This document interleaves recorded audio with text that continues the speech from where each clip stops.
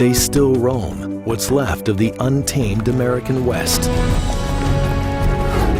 Mustangs. They're as much a symbol of freedom and power as the bald eagle. Wild horses have run free here since the 16th century, the time of the Spanish conquistadors. And in 1971, Congress passed a law protecting them. So why is that same government now rounding them up by the thousands? Is there any truth to rumors that the horses are ending up in Mexico's slaughterhouses? Journalist Dave Phillips earned a Pulitzer Prize nomination for his reporting. Among the stories he's covered are allegations about the wild horses. They were the horses that really made the West. They were the horses that the Indians rode. They were the horses that the Pony Express rode. They're dependable, tough, and readily available. All you had to do was go out and catch one. Now, Dave's continuing his investigation. He's come to the remote Nevada desert near Kama Mountain. This wild corner of America is supervised by the BLM, the Bureau of Land Management, within the U.S. Department of the Interior. This specific area, you've got horses that are far above what their population's supposed to be, and you've got drought issues that are impacting their ability to survive. Dave's here to witness a roundup of wild horses, what the BLM calls a gather. A lot of people have never seen these roundups, even though the BLM is doing them year-round. Can you lead us through the steps? You know, out here in the West and on the BLM lands, the horses are scattered in small groups all over the place, which is why in a case like the gather we're setting up for now, a helicopter really helps find them and bring them into the trap site. BLM agents are setting up a funnel-shaped corral for the horses. Mustangs will be herded from as far as 10 miles away into this pen. By law, the BLM must allow the public to witness the roundups, even activists opposed to the government's current policies. Laura Lee founded the Wild Horse Education Advocacy Program. So the BLM says that it's really rare for any horses to be hurt while they're doing this. You've been to a lot of roundups. I mean, what have you seen? I've seen animals run in extreme temperatures. I've seen babies run till their feet literally fall off.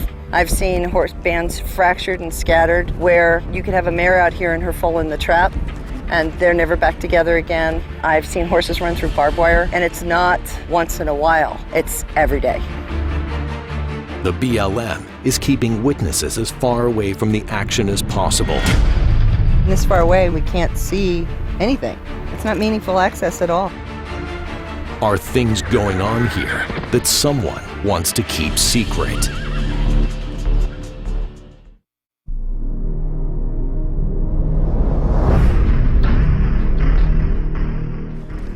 America's wild Mustangs are vanishing, and Pulitzer-nominated journalist Dave Phillips wants to find out why. Is the BLM, the Bureau of Land Management, at fault? Dave's come to observe what the BLM calls a gather. It's a roundup that removes horses from the range and trucks them to a holding pen.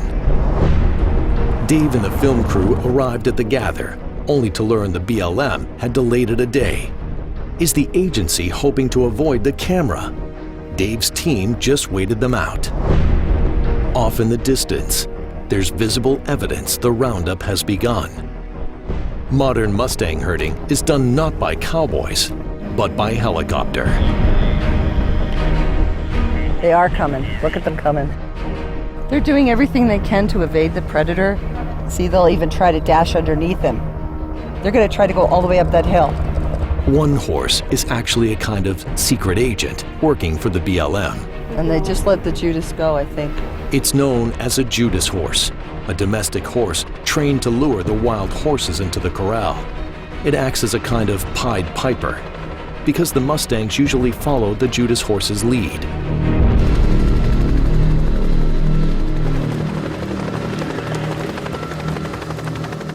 The horses most likely to be injured are the young and the weak. Here, a foal is separated from its group. Right now, we've got two wranglers heading out to rope a foal that was left behind. The activists film the roundup, but the BLM films the activists. Everybody down, please. We have another group coming in. Out on the range, the helicopter drives another band of horses toward the trap. But one stallion bolts the other way. What he's trying to do is draw the helicopter away. But the desperate attempt doesn't work. The rest of the herd follows the Judas horse into the trap. Now the stallion has a choice: join the others or run. The stallion chooses freedom. For the rest, life will never be the same. From here on out, this is the end of the line. The end of the line. Their freedom is lost. Today, the roundup captures 99 Mustangs. Why is the government going to such lengths to capture so many wild horses? So what's the fear if you don't round them up? You've got areas where the horses themselves have caused a lot of damage, or they've just eaten everything up and there's nothing for them. So if you leave them out there, their condition's just going to worsen. The Mustangs are also roaming land coveted by the mining and fracking industries. But some of the biggest concern is coming from cattle ranchers, whose cows consume much of the same water the Mustangs do. Well, most of the people that got horses intermingled with cattle are just really frustrated because they're trying to manage the resource, and the horses have just used up the resource. If you listen to horse advocates, they make it out that all the ranchers want to immediately send all the horses on the range and in holding to the slaughter plant. It doesn't make any difference what they want. That can't happen, and it's not going to happen. The public's not going to stand for it at the moment. And besides, we don't have a processing plant in place where you could even do it if you wanted to. Dave wants to understand how Mustangs live in the wild. He heads out to their natural habitat on the open Nevada range. This is wild horse country out here, the driest, emptiest part of the country. In these parts, water is a key resource for cattle, as well as Mustangs and other wild animals. One of the things that the BLM told us is there's too many horses on the range, way too many, and that if you leave all these wild horses out here like the advocates want to do, it'll ruin the range. The horses aren't ruining the range. You've got too many other interests on the range, and you've got nobody managing it. The BLM management is what's ruining the range. We're going to lose our wild horses. There's so few left. And BLM says there's too many? Absolutely not. The horses are supposed to be protected by the law passed in 1971. The law says they're to be protected from capture, branding, harassment, and death on the place where they now stand as a living symbol of the pioneer spirit of the West. And has the government been true to the law? Absolutely not. What they're doing is heartbreaking. Today, some 30,000 Mustangs run wild, a tiny fraction of their historic population. There used to be millions of wild horses all over the West. What happened? Well, after we got finished using them to fight our wars and plow our fields, we started doing something called Mustanging, running them down with airplanes and trucks and roping them in the desert, and kill buyer would come pick them up and grind them up for chicken feed. We turned wild horses into chicken feed? Absolutely, chicken feed and fertilizer. And then dog food. That's what we did with our wild horses.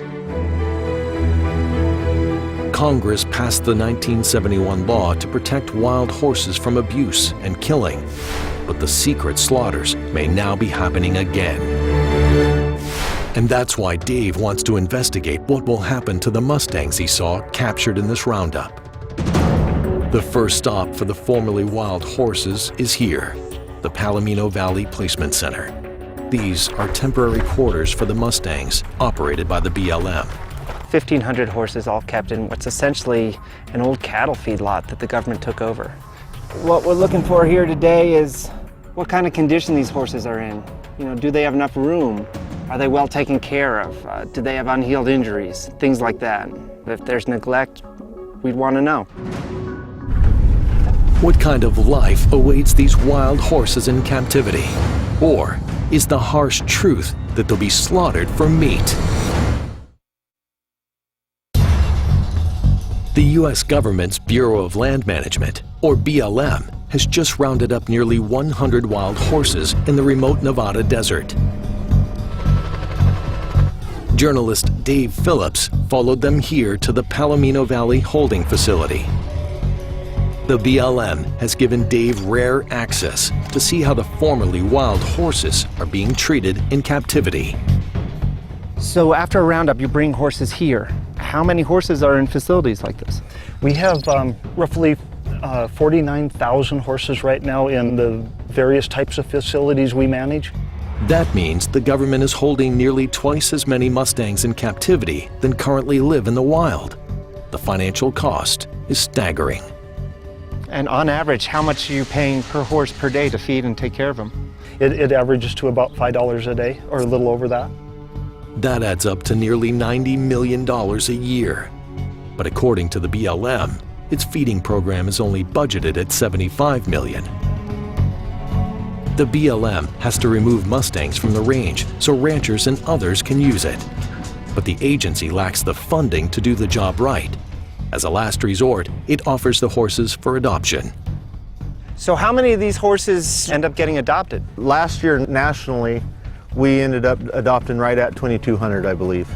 That's not even 5% of the BLM's captive Mustang population.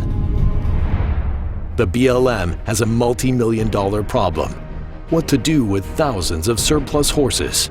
The law prohibits selling them for slaughter. But during an investigation for the Colorado Springs Gazette, Dave uncovered some disturbing evidence. One of the dirty secrets of the holding system is they get rid of horses in ways that they don't want to talk about. They were selling truckload after truckload of horses to a guy in Colorado they'd never met. And after he got the horses, no one ever saw them again. Now the BLM said, "We checked this guy out, he's okay." I checked him out too, and it turned out he was sending them down to Mexico to a fate unknown. We still don't know what happened to all those horses. This footage was secretly filmed by the Humane Society. It shows BLM horses taken into Mexico. Additional scenes showing their fate are too disturbing to show. I found that the sale program was selling hundreds of horses to one guy in Colorado, and then those horses were essentially disappearing. Should the public be concerned about that? I thought I wasn't going to answer this question. You don't have to answer it, but I got to ask it. I apologize. We're trying to make corrections in how we follow up on those. We're doing a better job of looking at our policy of how we sell and offer horses for sale, so we don't have the concern that caused to the public. This is a wild horse rescuer in Nevada named Sally Summers.